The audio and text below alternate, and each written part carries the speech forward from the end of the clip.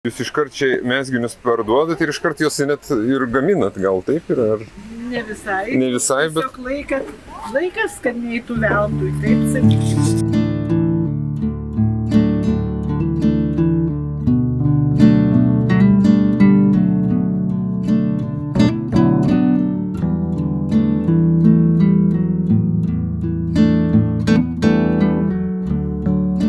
Jeigu imti tas 2 dienas, jau kur pernai prekiavom ir šiemet, tai šiemet mažesnė prekyba. Netrūksta tų pirkėjų, ar daug parsivešit prekių atgal? Ar... Viskas priklauso nuo vietos, bet kokiu atveju. Šventė pati ir mugė graži ir didelė, o kaip jau pavyksta kur atsidurti, tai ten jau ir ta sėkmė skiriasi.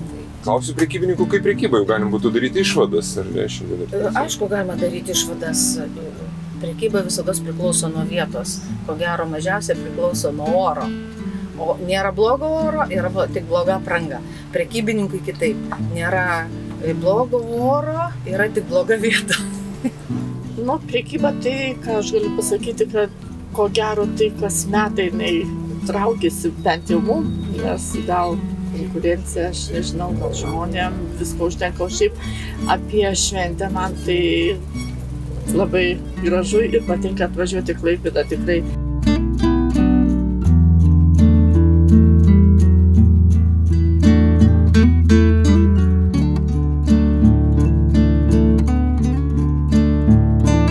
Mane domina papuošalai ir domino odinės vyriškos kepurės. Vienoje vietoje radom vyrui, dar praeisim. O daugiau tai praktiškai nedomina. Nu, va, anūkėliai lauktuvių, reiškės biškį papuošti. Šiaip oras labai geras ir šiandien malonu pasivaikščioti. Šiaip labai daug sugrįžtančių tokių klientų, kurie jau pirko ir ten, ir užpernai, ir labai daug atėjo. Prekyba ta pati, tik tai tiek, kad vietos brangesnis. Visada turim gero dėmesio ir grįžta klientai, grįžta klaipėdiečiai, grįžta svečiai, vėl pasipuošti. Tai ačiū Klaipėdai!